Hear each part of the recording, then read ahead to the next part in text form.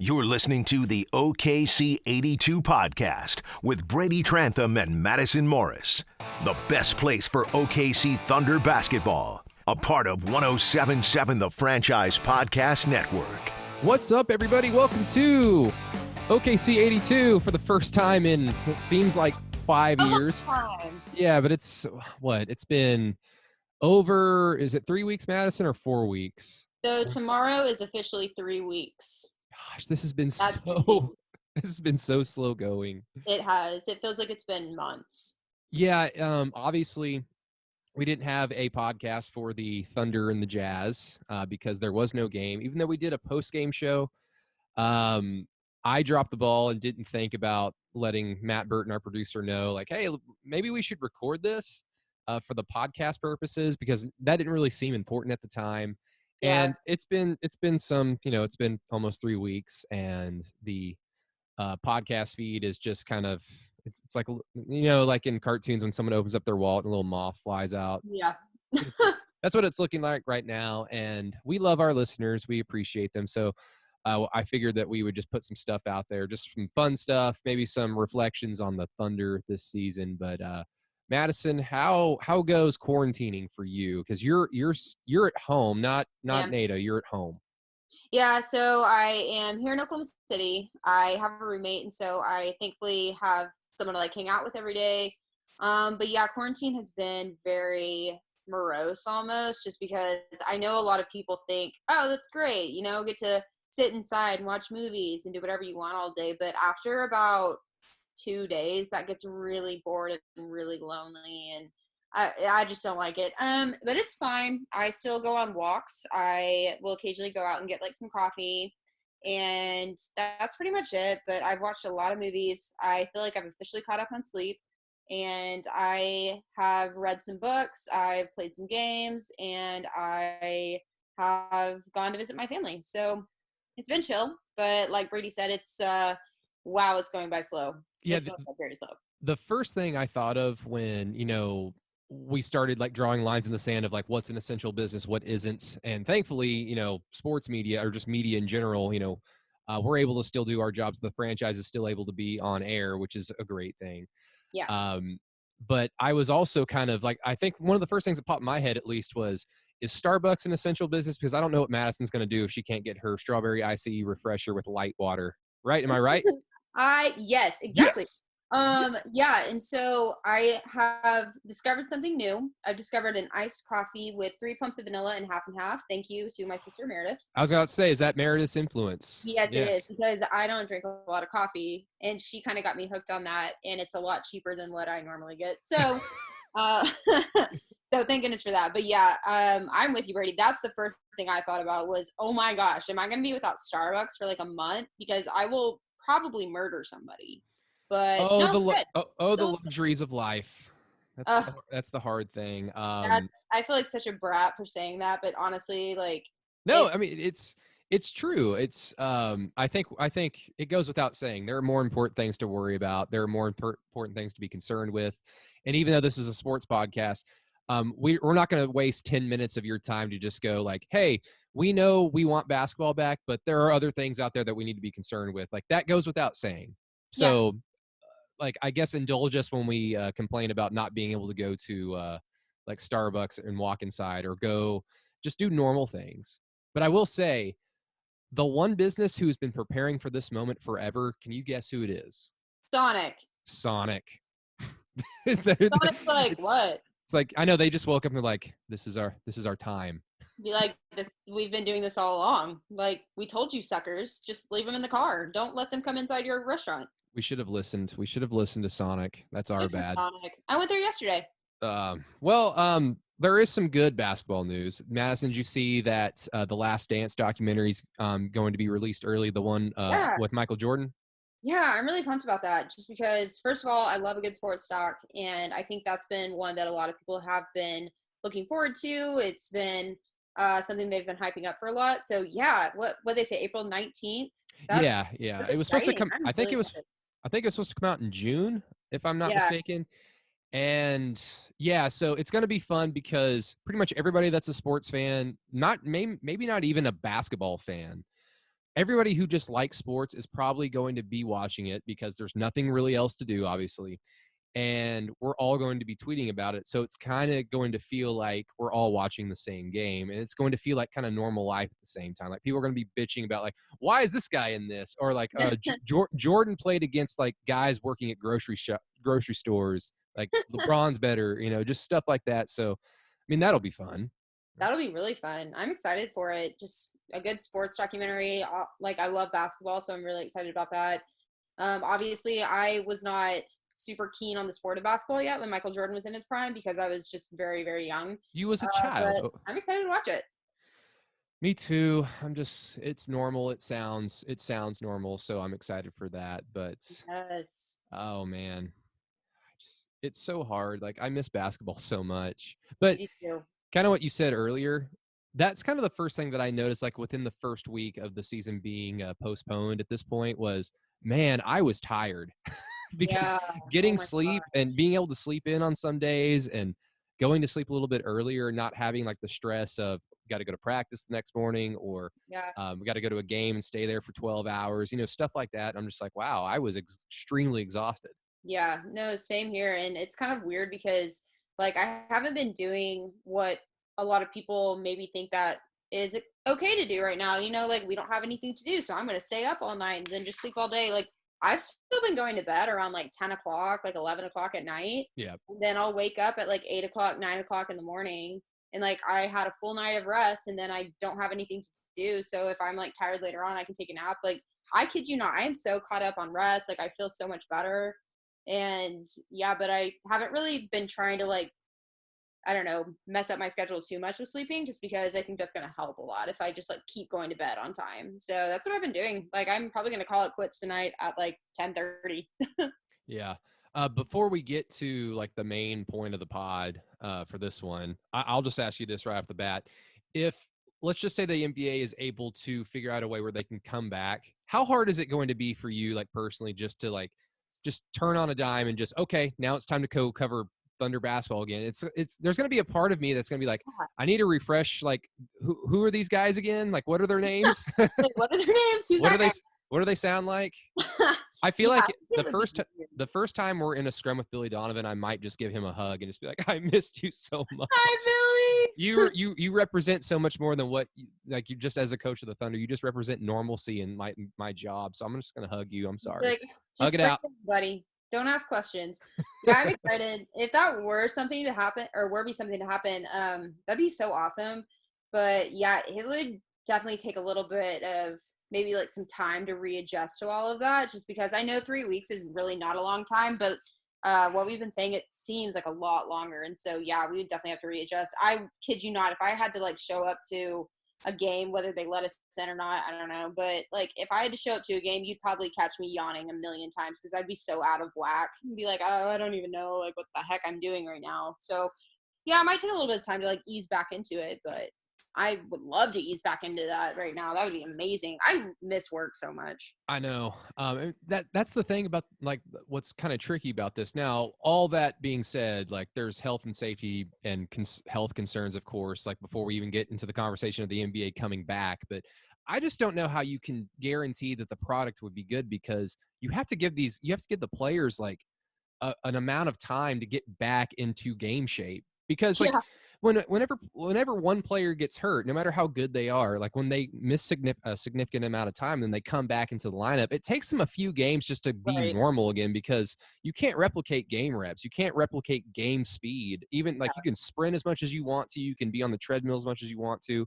It's a different animal. So if the NBA just decides, okay, we're going to start on June 1st and not have like any regular season games like or exhibition games or practices leading up to it, and I would assume that they would, but like it's going to be awful. Like some great teams like the Lakers or the Clippers or the Bucks, if that happens, there's a likelihood they suck and then lose like 4 or 5 games in a row. And it's like, well, this wouldn't have happened if the season didn't get postponed, which kind of just throws me into the mindset of like, just call it.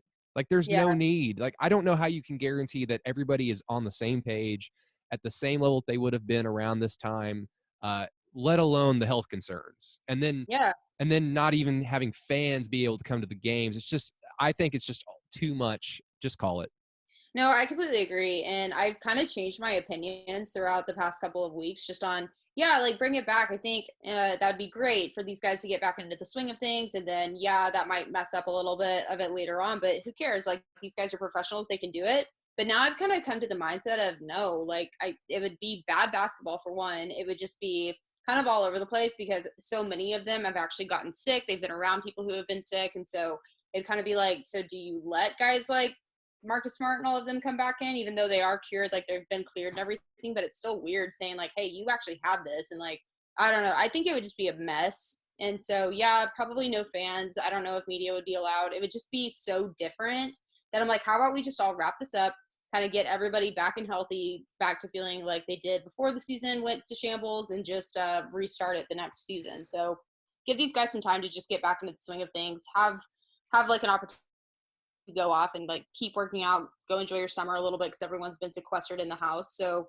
yeah, just come back, reconvene, and then we'll just focus on football right now. Like Yeah, I think the NBA should just be finished. I would rather there be a lost season than the Pacers winning the NBA championship in some weird like accelerated format, and then some team that would have no chance of winning it if this had never happened wins the NBA championship. I would hate to look back like 10 years from now and go that doesn't count. So just call it.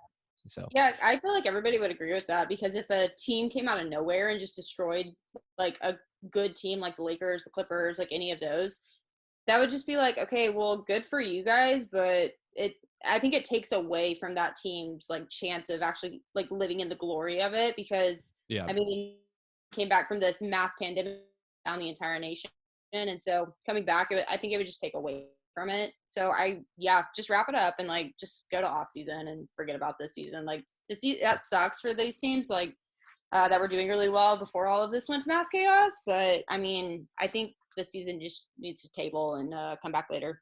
wrap it up, kids. All right. So on that note, Madison, if the season is canceled, what are some final thoughts about this team? Like, okay, at some point when life does return to normal, and let's say that the 2019-20 season was just ultimately scrapped, how will we look back on this Thunder team? Now, I don't know how much, like, I don't even want to go down the rabbit hole of how does this affect, like, future, like, whenever basketball does return, how does that affect, like, Chris Paul's future? How does that affect the Thunder's ability to sign and trade Danilo Gallinari? That's too much right now.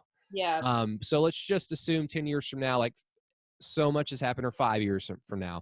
How do we look back on this Thunder team? Just their final game being the win on the road against the Boston Celtics, surprising a lot of people. And of course, the game that ultimately got postponed against the Jazz, that was for, at the time, the 4 seed in the Western Conference. And nobody would have thought that the Oklahoma City Thunder would have, A, had Chris Paul and Danilo Gallinari that late into the season, and B, be fighting for that level of playoff seeding. So I guess before we get to you, I would just say really quickly, this team was not going to go to the Western Conference Finals. If they did, it would be one of the more shocking miracles in basketball history.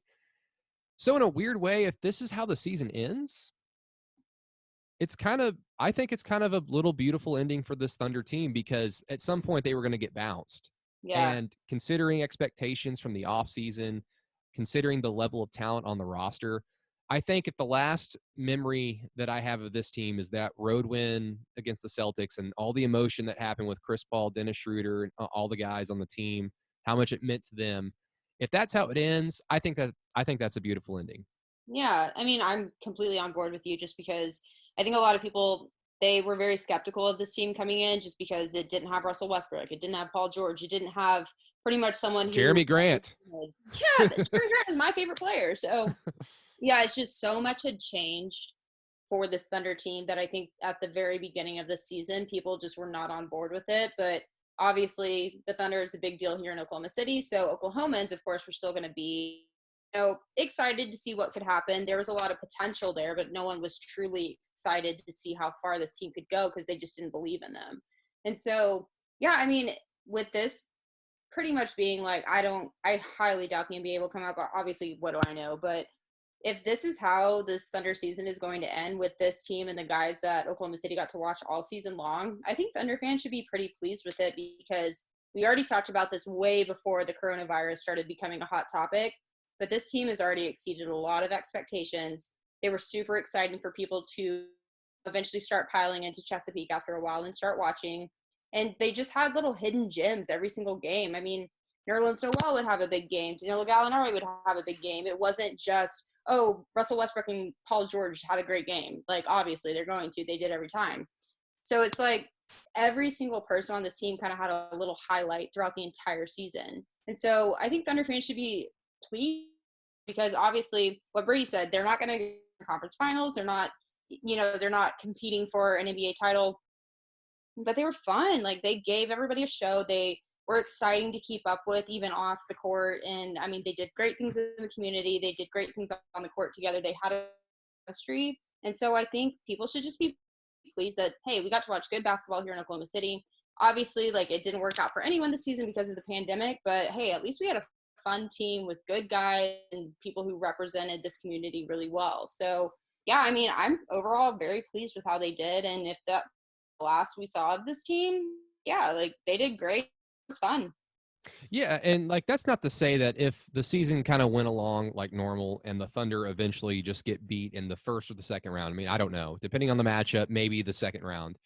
But whenever they get beat in these playoffs, they're probably going to be dominated, to say the least, just because the talent gap is just going to be too much. Yeah. Who knows what the health status is of certain players? I mean, Chris Paul is always going to be a question mark when you're getting into the postseason. I mean, he's been fantastic this year with his health and his ability to play every game except for that one that he missed due to mourning Kobe's death against the Mavericks. That was phenomenal, but who knows how Danilo Gallinari holds up? Who knows to what extent Darius Bazley is able to return from his injury, because he was about a few days away, actually. I was kind of expecting him back, I think, that Friday when the Thunder, after the Jazz game. I was expecting him back fairly soon. So there were still a lot of question marks. So if the Thunder did get dominated out of the playoffs, I don't think I would still look back on this team with a bad taste in my mouth, because that would just be like, well, of course that happens. Like, we didn't expect them to do much. When you look back at the Russell Westbrook teams, the reason why a lot of those memories are kind of so connected to their playoff exits is because we had expectations for those teams. And so when they get bounced by Utah or bounced by Portland, it's like, yep, that's all you need to know about that team. Yeah. Whatever this Thunder team did in the postseason was only going to add to their legacy in a positive way. It wasn't going to give me any negative effects. So I'm not trying to say that if it went along, that's all I would think of, but I think that there is something kind of cool that the last moment we got to see was Chris Paul trapping, or mainly like, he trapped himself. Chris Paul was just there, and then Dennis Schroeder got the steal, gets the layup and gets the win in Boston. So I mean, I don't know. If I'm a Thunder fan, that's just kind of cool, and I think this team will kind of withstand the test of time in terms of like the short term. It's a good foundation for Shea and all the young guys. So, Yeah. I mean, who knows? Maybe all this alters the Thunder's plans so much so that Chris Paul is a part of the short, long term, for all we know. Who knows? Hey, who knows? Because now they've been through hell and back with this team. I mean, they've taken some bad losses like the Milwaukee game, and then they've taken some really exciting wins like the Celtics game and then the Denver game and just different games like that. Like, they've been through it all together. And so, I mean, obviously this is going to be a weird season for every single franchise that they're going to look back on. But I think if you're a Thunder fan, but you're also part of the Thunder organization, you look back on the season and you're like, wow, that was really memorable, because what they did was they took a bunch of different pieces and they threw it together and they made something pretty incredible out of it. And so, if you look beyond basketball at this season, it's kind of a cool thing just to say that, hey, that's a key piece in Thunder history with Russell Westbrook, and they still made such an incredible season out of it. And so, yeah, it didn't go to the end. Who knows what would have happened in the playoffs, but I mean, this is kind of a cool season just to look back on and be like, hey, they really made it work even after Russell Westbrook left. Like, that was a big for everybody, but they made it work. They did something really great with the guys that they were given and pretty much the hand they were dealt. And so that's just how I look back on it. Obviously, like, Brady and I were not Thunder fans or anything, but we did cover the team. And so it's just cool to see in a basketball aspect, like, what they could do with a bunch of different pieces and just put them all together and see what they can create. And they developed really strong court chemistry. They developed this really good brotherhood here in Oklahoma City. It was it was just kind of cool to see like the way they talked about each other. If we were ever in a scrum or at a community event, they would sing each other's praises. And it was just, it's kind of cool just to see that out of one organization. I'm sure others do that too, but it was nice seeing Chris Paul come in here and kind of enlighten these guys. It was cool seeing Steven Adams step up and be a leader for, like, as someone who had been part of the Thunder for a long time. It was cool seeing Shea evolve as just a young guy who is supposed to lead this, team in the future. And then it was just cool to see other guys just get their key opportunities here and there. And so, yeah, it was honestly, but it was just cool. Yeah. Well, I guess for the next topic, I wanted to do like basically player grades, but I wanted to do it in kind of a little bit of a unique way. Let's just pick 4 random players. So how we're going to do this is I'll say a player first and then you go, and then you can pick a different player and then I will grade them and then back and forth twice, if that makes sense. So I guess my random player for you would be, let's just start with what could have been the 6th man of the year. And it'll be interesting, like if the NBA does cancel the season, do they still because like college basketball still rewarded like postseason awards, like they gave out Coach of the Year awards and stuff like that. So I wonder if the NBA is just going to scrap it altogether, or if they do cancel the season, just go, okay, well, let's everybody vote for 6th man of the year so that we can have some benchmarks to look back on in this season. In which case, Dennis Schroeder had like his Heisman moment in the final game that the Thunder played. So Dennis Schroeder, compared, let's say, what, in your opinion, changed the most from his first year at the Thunder last season to this year? And then what are your overall thoughts on him? I thought that obviously I want to say his talent is obviously what changed, and his confidence did too, but it's more of like his craftiness and his ability to feed off the other guys on the court is what really changed for me. Just because obviously he was a great player last year, but he was behind Russell Westbrook, and I definitely don't want to say that Russell was a hindrance to Dennis' development or anything, but it's like having Chris Paul being as vocal as he was and as encouraging, he would just like get with those guys and make them feel more of like, hey, like I've got your back, you are my friend, instead of just like barking orders at them. I thought that is the biggest thing for Dennis, because he got really crafty. He really stepped into a role of, hey, when I come off the bench, I'm going to come off firing instead of just ease into it and kind of pick up wherever was left off. Like Dennis would come off the bench and he would basically just start a whole new game. And it was incredible just because like I loved when Dennis would come off the bench, because he would just immediately be this firecracker that would just put shots up and, be really aggressive and grab rebounds and really dish the ball out very well. And so my biggest thing with Dennis is that, yeah, it was his confidence that changed, but I think he learned more of his role this season because he was more allowed to. And so I would rate him so high. Are we doing like A, B, C, or like how do you want me to grade him? Oh, yeah, we can do ABCs. Okay.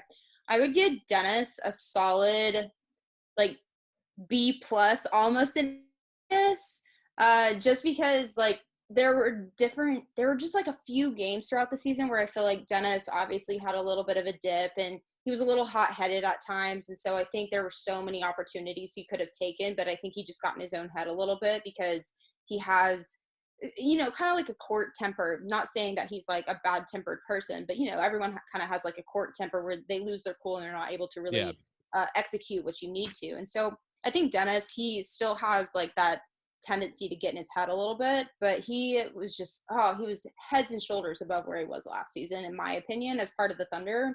And so when you're able to keep climbing in your organization, which is something I always said Jeremy Grant did when he was here, if you're able to keep climbing with the team that you're on, rather than, dwell in like a past team or like look forward and hope to be traded and stuff like that.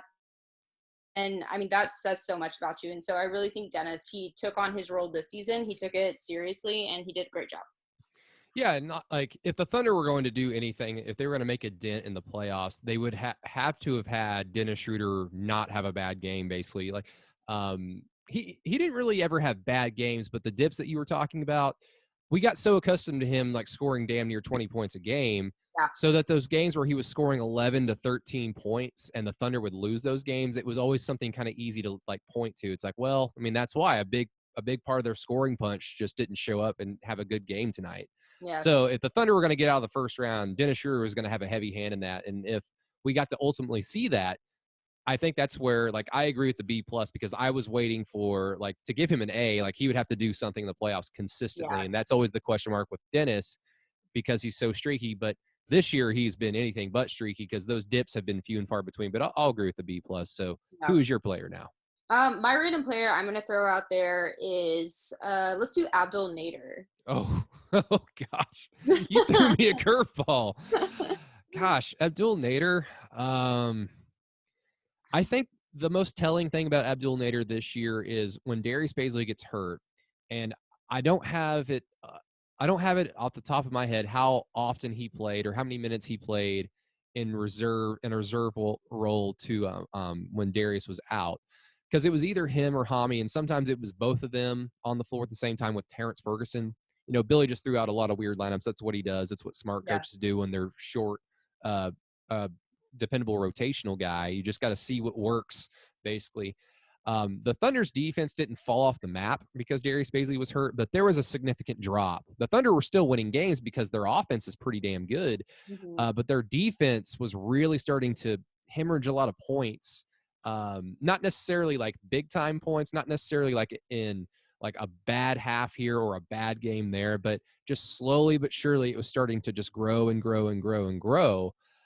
And a lot of it was just because Darius wasn't there and because they had to rely on Abdul Nader a lot more. And so when you can't play Abdul Nader in situations like where you need shooting and you have to rely on him for him as a basketball player, and that includes putting the ball on the floor offensively, moving the ball offensively, and then defense, yeah, your number's going to drop. So my thing with Abdul is he's really only situational. He kind of reminds me of Anthony Morrow with the Thunder, and most of that was just because Anthony Morrow was just older in his career and you couldn't play him that much. He didn't have the athleticism anymore.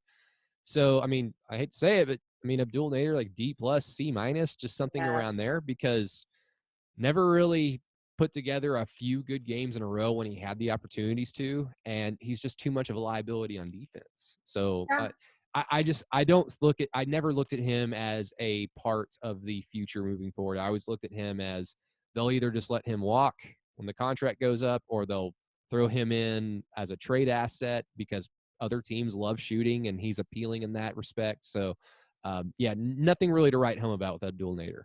Yeah, no, I completely agree. I wanted to give him a C minus, but now I'm thinking that's like a little too optimistic, because my biggest thing with Abdul is that I admired his like desire to be super athletic and to be very fiery when he was called upon. And so that's exactly what they've been saying all the time is Chris Paul's always saying, hey, if I give you the ball, like I trust you, shoot the ball, just keep shooting, never give up your confidence. Like if you have the opportunity, please take it, because I mean, it's better than just passing it out and not getting anything done.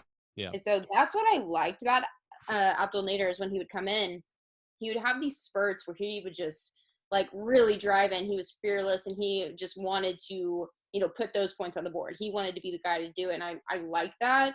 But it was almost like, okay, you didn't quite think about it well enough, because there were so many, there was an open guy over here. There was an empty hole right here. And you kind of just ran into a swarm and it came up as like an empty possession. And so my biggest thing with Abdul is I don't think he necessarily got the concept of like, let me kind of feel out what's around me before I take that attempt, because then it just came up like completely empty. And it was, the Thunder really needed that. That could have been a really key shot for them. They really needed that possession. And so, yeah, I like when Abdul Nader would get hot and he would keep doing it, because that shows confidence and I appreciate it. But it was more of I don't know. I don't think he planned that out well enough for him. And so it made him kind of appear to be in the bad spotlight as like a guy who was just like, what is this guy doing? And it's like, no, like I get what he was going for, but I don't think he felt the floor out well enough for it. So yeah, like Abdul Nader, I would at least give him like a C plus, but yeah, that's probably just me being a little too nice right now.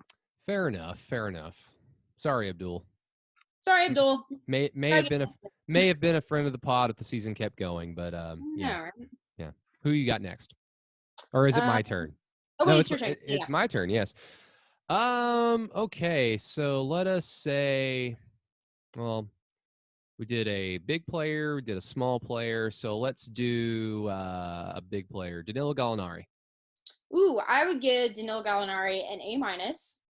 And that is because Gallo was so just like, he was so smooth. I think I said this to you guys like a million times throughout the season, but I loved how relaxed and composed he was every single time he got out there, because he would just, drain shots all the time. He always kind of found his spot on the floor that worked for him, and he took it with confidence, and he really went and ran with it. And so I like the way that Gallo was able to flow into this rotation and kind of develop these guys' trust. And so they would keep feeding him the ball because he kept proving, like, I can be a reliable shooter. I can be that guy that hits those shots for you. And so I've always said, like, this team, the past couple of years that I've been covering the Thunder, they need a guy who is just the shooter, like someone who can post up pretty much wherever, nail those shots, like feed confidence into this team just to keep going forward in this game.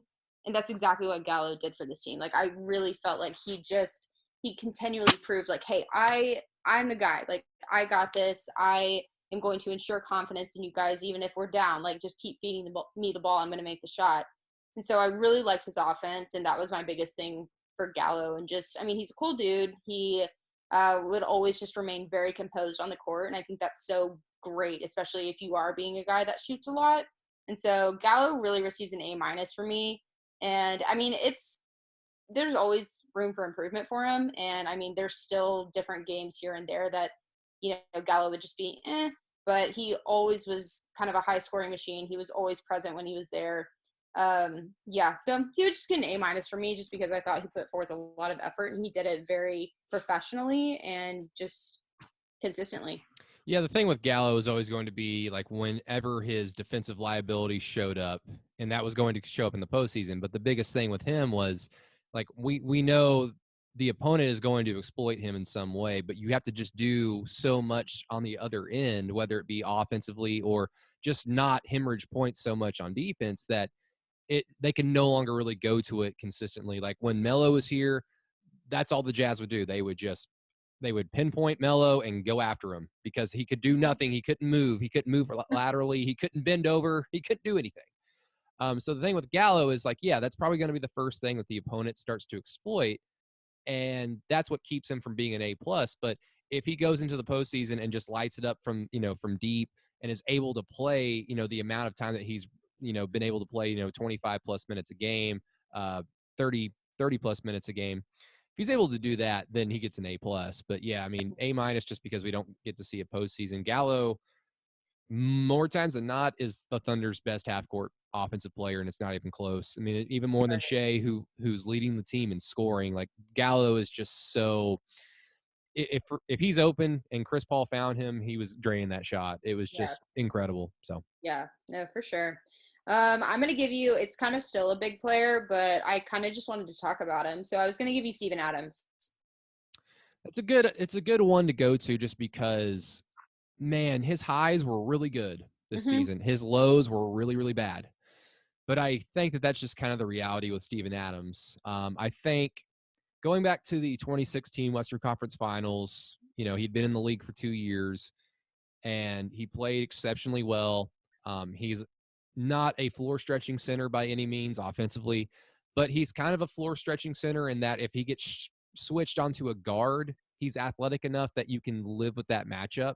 Like, he's probably still going to get beat, but he's by no means like a statue. Like, Steven Adams is athletic. He's incredibly smart. He's the defensive anchor of the team. So he can stretch the floor in that respect. But, after that Western Conference Finals, I think we all expected him to take a meteoric rise and be maybe a fringe all-star, basically be what Rudy Gobert became, where Rudy Gobert is making all-star teams mainly because of his defensive prowess, but also because he can finish lobs. He can bring some stuff off the pick and roll. Steven Adams is certainly capable of that. Well, Steven never really got to that point, and I think we were all kind of lost in this, like, what exactly is he? Is he plateauing? I thought he plateaued 2 seasons ago. And I think it's just the simple fact of the matter is he's not going to really ever be a fringe all-star, but that doesn't mean that he's not going to be a high-level player. Steven is always probably going to be hurt. He's always going to be dealing with something just because he's 7 feet tall. He moves. He's huge. He moves quickly. He does so much for the Thunder defensively. And Billy Donovan basically electing to say, we're going to drop you in coverage this season instead of having you go up high. Like, on certain opponents we will, like when Steph Curry's out there, Dame's out there, sure, we'll go send you up there to go like pressure them at the top of the key. But for the most part, we're basically going to load manage you on the floor. I think it, of course, worked out for the Thunder's defense. It worked out for Steven Adams in the long term because of how much he does. So, he's always going to be dealing with the back. He's always going to be dealing with some leg thing. And like I said a few times on the podcast, he's never really going to be 100%. But if he's close to 100%, he's a great player. If he is anywhere below like 85, 80%, like dealing with an ankle or dealing with a knee, yeah, he's not going to really be able to bring you that much, even on defense, just because, he's got a lot of body. Yeah. So I guess throwing all that together, if I had to give him a grade, I'll give him, like, if we're doing minus and then, like, let's say B. So, like, B minus, B, B plus. That's how we're doing this. I'll give him a B just because his highs were really good. His lows were really low. So it kind of balances out to a B. Yeah, I was going to actually say like a B minus, which is pretty much in the same category as just a regular B, just because, I like how Steven Adams, he came out a little bit more electric this season than he did last because, I think last season he was especially like his highs were, good, like good for him, and his lows were just terrible. And what Brady just finished saying, whenever he would have a great game and he was really on his game, it was fantastic. It was so exciting to watch Steven Adams just become this really great player that everyone knew he could be and just slam it down, really have some good plays, and just be the monster that everyone says he is out there on the court. Like, that's really exciting. But then again, like, he would still kind of have those games where it was like, what is Steven doing? There were plenty of times we were sitting in the press box just saying, what is Steven doing? And, like, it's fine. Every guy is going to have their games like that. And, I mean, Brady just said it. He's a giant man who's going to be dealing with injury because he's got a lot of body. And so, he takes a lot of the rut down there. And I think Billy Donovan said it last season in a scrum that Steven is the guy that pretty much does all the dirty work that other guys don't have to do. So that's why he's banged up. He's always being, crashed into. He does a lot of that dirty work down there. And so, he's a great player. He's very reliable. He's very, he's the kind of player that you want on your team just because he is able to clean it up under the rim. And so he's always been so great about grabbing rebounds and really passing it out. He has great court vision.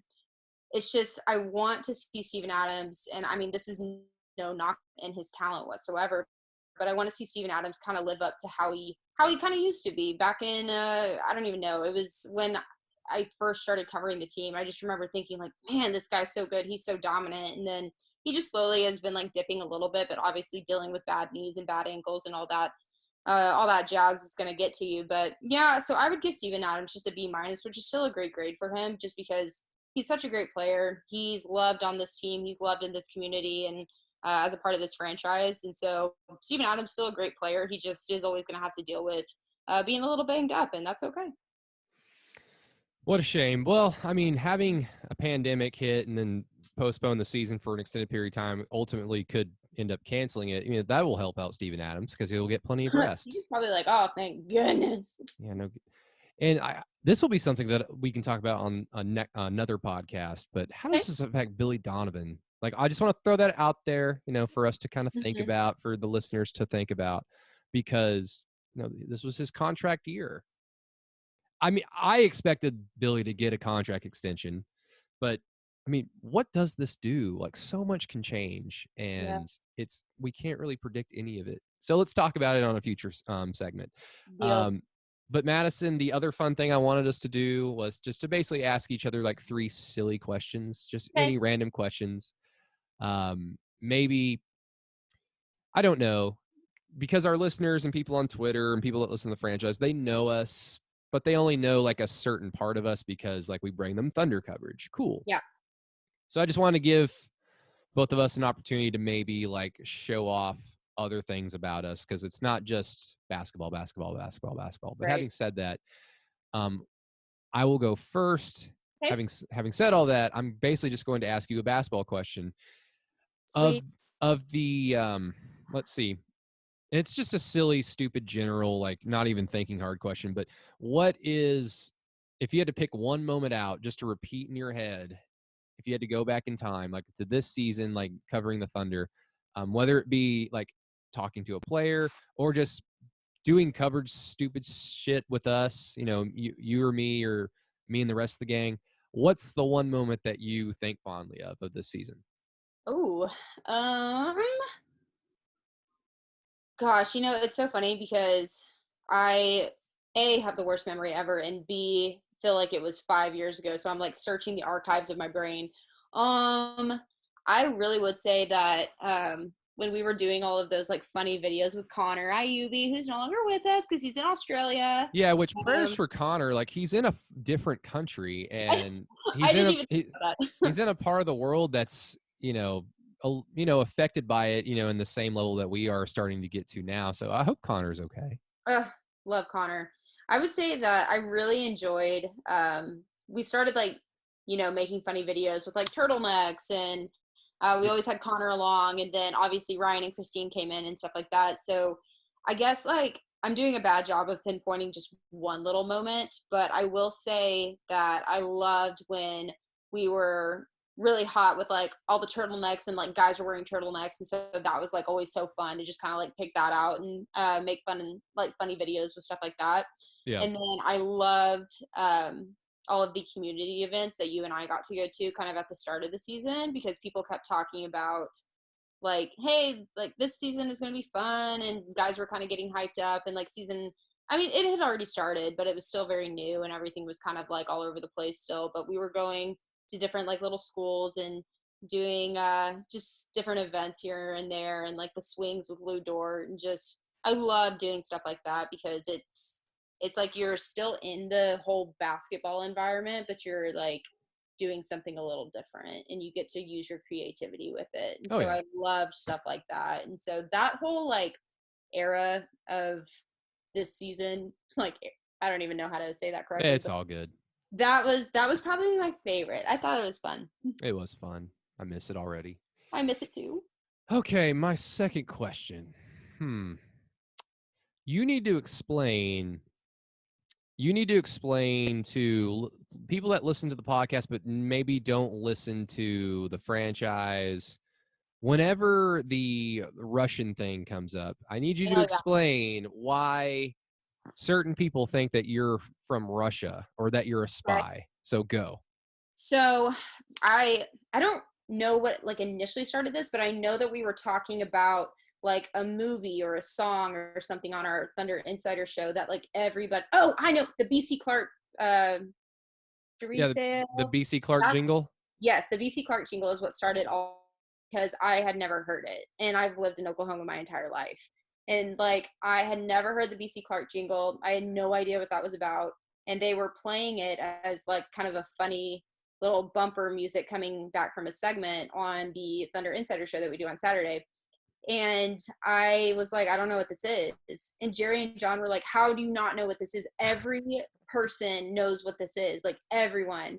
And so they came up with this like idea that I was a Russian spy because I just like things that normal people like here. Yeah.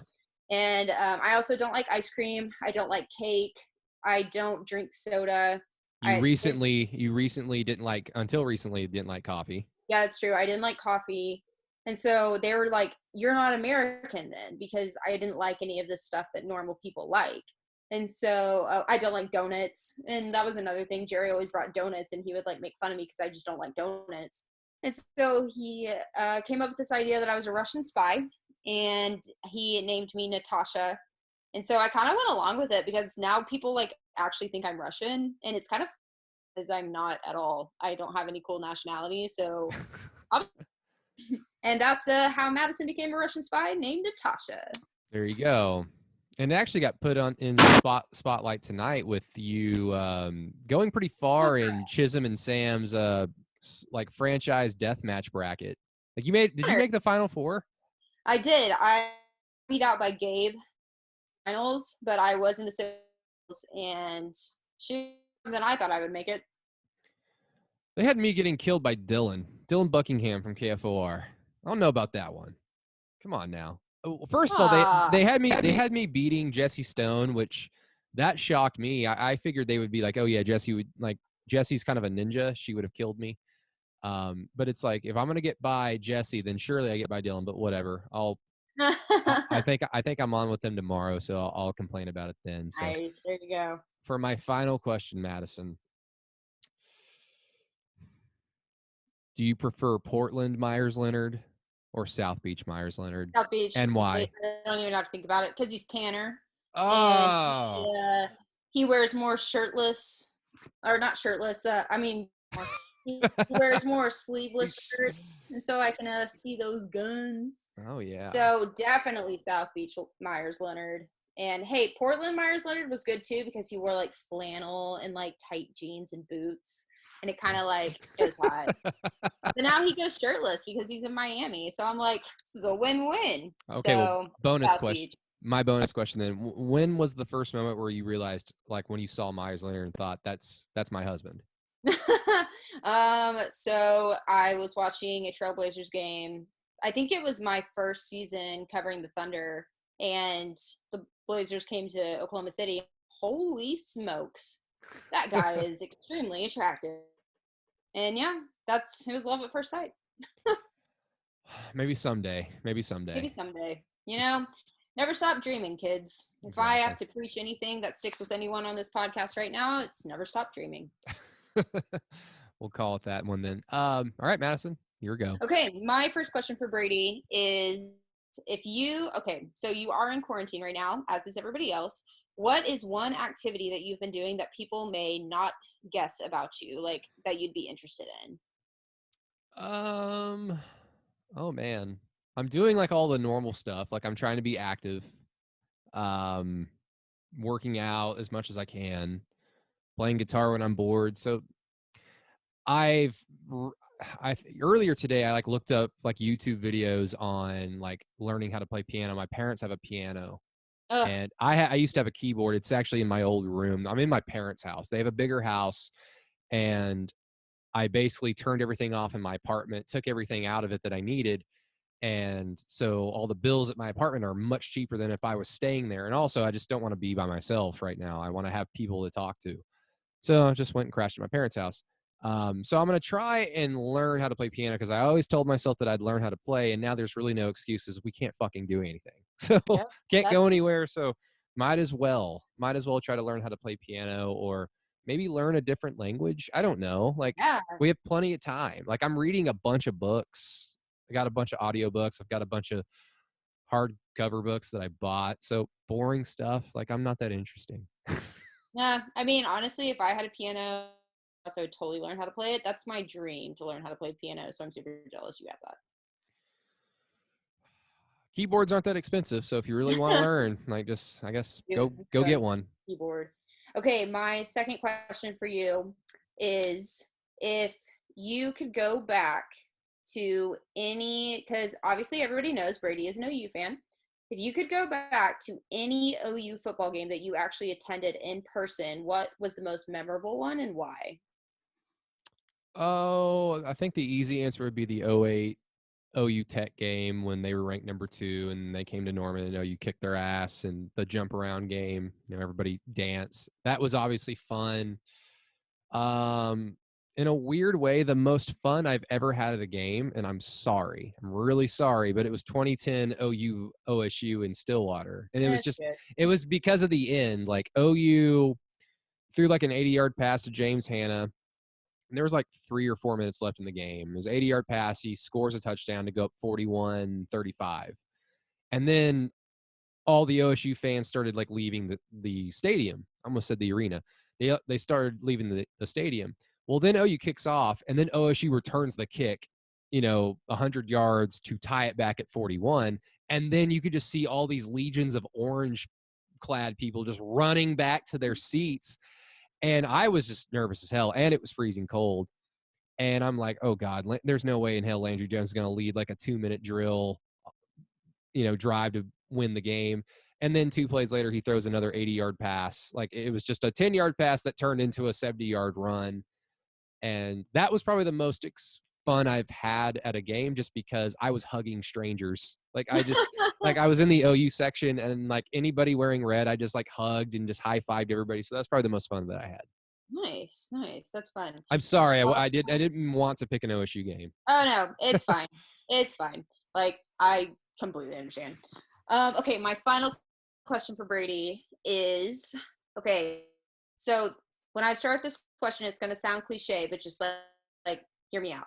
If Do you it. were trapped on a desert island and you could bring only 3 movies to watch for the rest of your life. Like, I didn't say you could only bring, because you can have whatever you want, but you Okay. could bring only 3 movies to watch for the rest of your life, because that's what I've been doing in this quarantine, is just watching movies. Yeah. What 3 movies would you never get tired of, and why? Okay, so JFK by Oliver Stone is one of my favorite movies of all time, and it's like I have the director's cut on DVD, and it's like 4 hours long with bonus material. So probably that. It's a big conspiracy theory, like about who murdered or who assassinated JFK. So it's like, my brain can like go off into space with that. So JFK, Bram Stoker's Dracula, Francis Ford Coppola. That's one of my, if anyone ever asked me, like, do you have a favorite, like, which no one ever does, but if somebody asked me what's your favorite, like, romance movie, I would say this. It's not really a horror movie to me, but I just like it. Gary Oldman's one of my favorite actors. And then probably Shawshank, because it's one of those movies that if it's on, I'll just put it, like, if I'm watching TV, because before quarantine life, I didn't really ever watch TV. But if it was on, I would always put it on, and no matter like how far it was into the movie, I pretty much just always finished it. So those 3 movies, because they're all like 3 hours long, so you need to like kill time if you're on a deserted island, I guess. So those 3 movies are mine. Nice. Those are good. I love The Shawshank. That's one of my favorite movies ever. So yes, The Shawshank. Yeah, hopefully we can all climb through or swim through like a river of shit and come out clean as a whistle on the other side with this. Yeah, it's my dream. Yeah, then I'll live in Mexico and clean boats for the rest of my life. Oh man, that ending's it's so sweet, but it's so sad. It is sad. I'm like, oh, best friends. So sweet. Well, Madysson, I don't know how often we'll do these. Obviously, if news, comes up, I'm sure I'll be like, "Can you podcast?" And then you'll be like, "No, I'm busy." Oh wait, yeah, I'm not busy. No, I'm not. Yeah, no. Today when you texted me, I was like, yeah, I'm not doing anything tonight." Sweet. Well, is Meredith still there with you? Meredith is not. She stayed for 3 days. Yeah, like 3 days, 3 nights. And then she left this morning. And yeah. But Meredith. I think I'm actually going to go back and see my family like tomorrow or Thursday. Okay. Well, Madysson, please be safe. Thank you. Bring some sanitizer and wash your hands. Everybody out there, wash your hands. And if you're listening on the podcast, because obviously I'll put this up as soon as possible, but I'm recording this on Zoom, and I haven't really ever done that before. I'm going to see if I can put out the video of us. So just to have something else, out there that people can watch or listen to. So look for that. If I figure it out, I will, of course, let everybody know on Twitter. But for Miss Madysson Morris, this is Brady Trantham. Thank you for listening to OKC-82. We'll try and do this maybe a few times a week, maybe once a week. It just depends. But we'll try and put something out there for you all to enjoy. So everybody, thank you so much, and we'll talk to you later.